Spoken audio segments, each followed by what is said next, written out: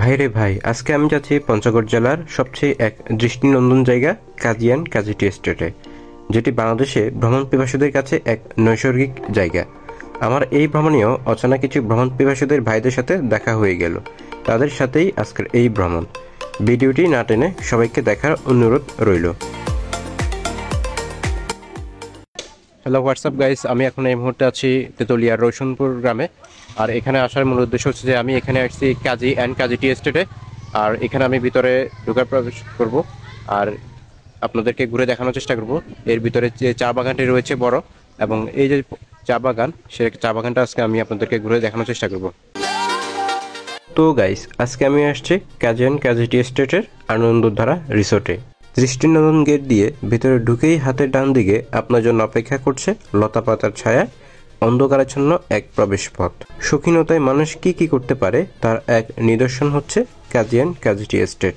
চারিদিকে সবুজের সমারোহ হারিয়ে যখন আপনি সেই পথের শেষ প্রান্তে আসবেন, তখন আধুনিক ধাঁচে গড়া কিছু দৃষ্টিনন্দন কটেজ আপনার নজর কাড়বে। ভেতরে একটা লেকও আছে, তার পাশেই কয়েকটা কটেজ, এবং লেকের ঠিক মাঝেই ব্রিজ পেরিয়ে যাওয়া যায় দৃষ্টিনন্দন বিশ্রামাগার। তবে এখন ব্রিজটি ভেঙে যাওয়ায় এই ব্রিজের উপরে ওঠা নিষেধ। গাছগাছালির ভিড়ে এরকম দৃষ্টিনন্দন কটেজ আপনাকে মুগ্ধ করবেই।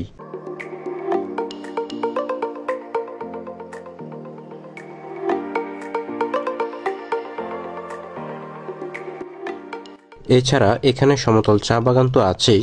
কাজী অ্যান্ড কাজী টি এস্টেট বাংলাদেশের একমাত্র অর্গানিক চা বাগান, যেখানে সম্পূর্ণ প্রাকৃতিক পদ্ধতিতে অর্গানিক চা চাষ করা হয়, যার এই প্রাকৃতিক সৌন্দর্যে হাজারো মানুষের ভিড় জমে এই কাজী অ্যান্ড কাজী টি এস্টেটে।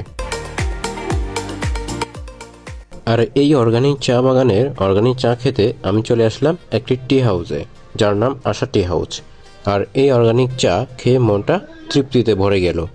এরপর আমি রওনা দিলাম আমার গন্তব্যে। ভিডিওটি ভালো লাগলে লাইক, কমেন্ট, শেয়ার দিয়ে দিবেন। দেখা হচ্ছে অন্য কোনো ভিডিওতে, অন্য কোনো ব্লগে। সে পর্যন্ত সবাই সুস্থ থাকুন, ভালো থাকুন, টাটা।